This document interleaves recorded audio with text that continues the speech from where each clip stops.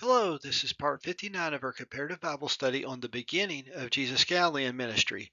During this part, we would like to take a step back and look at this phrase, "But I say unto you," and how it's used in Matthew chapter 5. Overall, this is our 99th New Testament Bible study. Before we get started, I'd like to provide an overview of what we've looked at so far in our comparison of the Sermon on the Mount and the Sermon in the Plain. Please don't be concerned if you cannot read this slide. I'm primarily providing it as a visual representation. On the left, we have Matthew chapter 5, which is basically the first of three chapters of Jesus' Sermon on the Mount, a sermon the Lord Jesus gave while in a mountain. On the right, we have roughly the first half of Jesus' sermon in the plain, which is recorded in Luke chapter 6. Generally speaking, highlighted in green in both sermons are the beatitude or blessed are statements and other related statements that we compared in New Testament Bible Studies 84 through 95. Highlighted in blue in both sermons are verses that have to do with what I've been calling how to respond to the confrontational acts of others that we've been comparing in the previous couple of Bible studies. In between these two highlighted sections, you can tell that the Sermon on the Mount has a number of verses that do not have comparable verses in the sermon in the plain.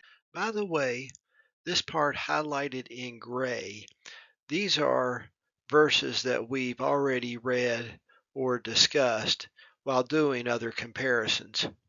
Important to this Bible study, notice these 6 parts highlighted in yellow. These appear to be 6 preliminary statements to 6 subparts here in the Sermon on the Mount, and they all end with the phrase, "But I say unto you." Let's pull them out and increase the font to a size that we can read and take a closer look at them. I've been referring to these as preliminary statements because it seems like the Lord Jesus sets things up with a rule or law that has been known before, and then he follows up with, "But I say unto you," and then says some other things. We discussed these verses, or at least read them, in New Testament Bible Study 96. So what is meant by this phrase, "But I say unto you"? Is the Lord Jesus saying something different than what this preliminary statement is? Do some people believe that the Lord Jesus is changing the law? This seems unlikely to me.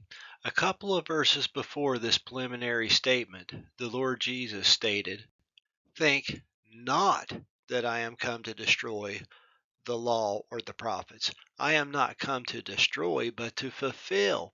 For verily I say unto you, till heaven and earth pass, one jot or one tittle shall in no wise pass from the law till all be fulfilled. Whosoever therefore shall break one of these least commandments, and shall teach men so, he shall be called the least in the kingdom of heaven. But whosoever shall do and teach them, the same shall be called great in the kingdom of heaven." Maybe the Lord Jesus anticipated that people might think he's changing the law, and that's why he made this statement here before he started listing all those preliminary statements with the "but I say unto yous." Okay, let's go back to what we had displayed before. So what are these other statements that the Lord Jesus is making that he is apparently contrasting against the original rule or preliminary statement that he introduces? Because it seems like he introduces something that maybe they were following back then and they thought they were keeping up with. And then he says, "But I say unto you," and could it be that he's taking that rule and to a logical conclusion? So what do I mean by logical conclusion? Could the Lord Jesus have been clarifying what they should have been striving to do in order to follow the original rule. Just to illustrate this, we'll read a little bit. Ye have heard that it was said by them of old time, Thou shalt not kill, and whosoever shall kill shall be in danger of the judgment. But I say unto you, that whosoever is angry with his brother without a cause shall be in danger of the judgment. And it goes on from there. As we briefly mentioned during New Testament Bible Study 96, maybe they were under the impression back then that just so you didn't kill or murder somebody, you were okay. But maybe Jesus is clarifying here, but I say unto you, things like just being angry with somebody without a cause, you're getting into dangerous territory. I'd like now to take a step back and look at this from a different direction, primarily looking at least the first couple of preliminary statements. So where do these preliminary statements come from? Could the answer vary? Well, at least the first two are recorded in the Ten Commandments. Thou shalt not commit adultery, and thou shalt not kill. As a side note, the underlying Hebrew word in thou shalt not kill, the word kill can also be translated as murder. In more modern translations, including the New King James Version, this commandment is translated as you shall not murder. Now the law of Moses wasn't given until the book of Exodus when the children of Israel came out of Egypt. But these things, like the Lord saying that Cain is cursed from the earth after he killed his brother Abel, these things happened in Genesis way before the law of Moses was given in Exodus. Were there laws and rules before the law of Moses given in Exodus through Deuteronomy?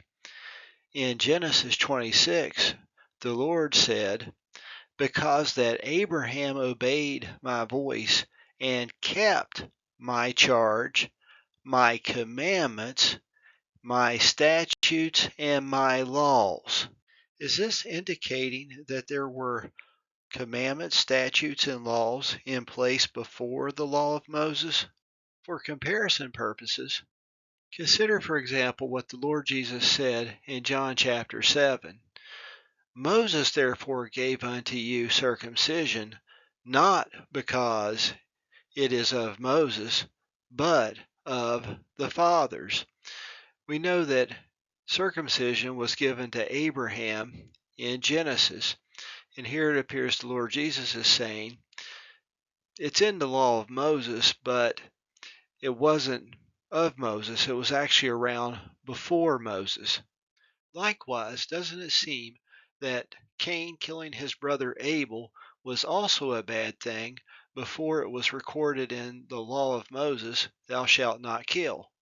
Could it be that the original intent of the Ten Commandments was to train the children of Israel on how to love God and how to love each other, which was not really a new concept? So when the Lord Jesus says, but I say unto you, maybe he's redirecting them to go back to the original intent of loving each other.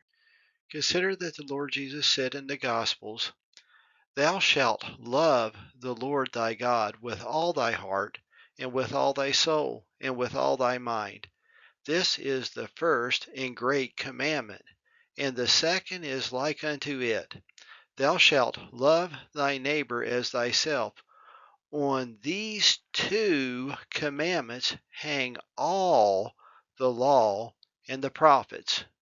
So is it possible that for at least these two first preliminary statements, that maybe the Lord Jesus is taking it to a logical conclusion based on the original intent of the laws? Among other things, he also directed his disciples not to call their brother worthless or a fool, or to be angry with them without a cause. Let's stop here for now. Lord willing, maybe we'll have another Bible study in the future. If I got to share anything good, it's a blessing from God. Thank you. Goodbye.